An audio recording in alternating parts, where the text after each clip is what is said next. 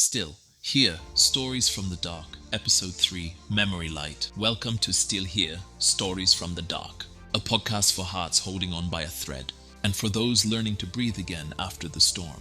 I'm Sylvester Mugabe, and this episode is called Memory Light, because sometimes the way forward isn't through strength, but through remembering. This is about Bruno. He didn't walk fast anymore, not because his legs were tired, but because he had learned to honor the ground beneath him.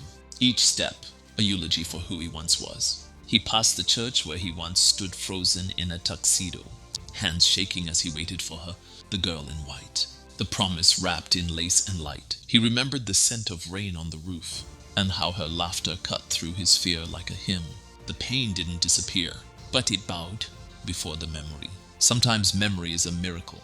Let me tell you what I've learned. Not from books, but from breakdowns in benches, funeral homes and hospital waiting rooms, and quiet sobs in the shower at midnight. Memory is resurrection. Not of everything, but of something, the part of you that pain tried to bury.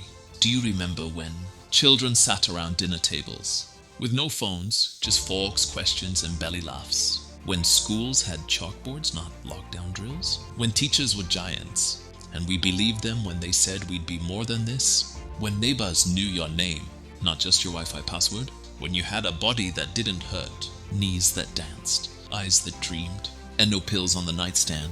When your dad used to whistle in the morning, and your mom wore her favorite dress? Even when there was no occasion? Before the phone, before the feeds, before everything became instant and lonely at the same time. Do you remember? Because buried in those memories isn't just nostalgia, it's evidence. That joy once bloomed in your chest like wildflowers, and it can again. Let's unearth them. The first time you held your child, not the moment of birth, but the night they finally slept on your chest, breathing in sync, as if your heartbeat was home. The day you arrived in America, suitcase in one hand, hope in the other. You walked streets you'd only seen in dreams. The time you drove 5 hours to a tiny village in Jinja, where the people had no power, but their joy lit the night brighter than any light bulb. The laughter of a lover, now gone, and how you still hear it. When the wind blows just right. The moment your name was called at graduation, not because of the degree, but because you weren't supposed to make it that far. Memory is not weakness. It's proof that you've lived. Remember what was good. What if healing isn't in the next podcast, or book, or Instagram post, but in what you already carry? Find it. The first Bible you ever held, the mixtape you made when you were 14, the recipe your grandmother wrote in faded ink, the sneakers you wore the day you danced like no one was watching, the sound of your child saying dada or mama, the dress you wore the night he said you're the one. That's your memory light, not a portal to escape the now, but a lantern to help you walk through it. A listener wrote me this week and said, I went through an old box and found my childhood lunchbox. It still smelled like peanut butter and hope.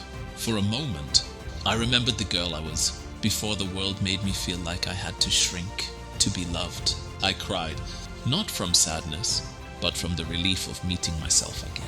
Sometimes the path back to yourself isn't paved with success or healing quotes, but with a smell, a sound, a moment you thought was gone. Sometimes you go back in order to go forward. This week, I challenge you with tenderness. Find your memory light, something that once made your soul stand up straight. Dig out that old journal, visit your childhood neighborhood, call someone who knew you before you broke. Eat the food your mother made when life felt safe. Close your eyes and dance to that song again. Yes, that one. And if it hurts, let it. That pain means your heart still works. But if it brings light, even a flicker, let it remind you, you're not just what you've survived. You're also what you've remembered. If the memories bring more darkness than light, please don't walk alone. Call a friend, call someone. Your life is not disposable. Your memories are not meaningless. They're your evidence that you were and are real. This has been Still Here, Stories from the Dark, with me, Sylvester Mugabe.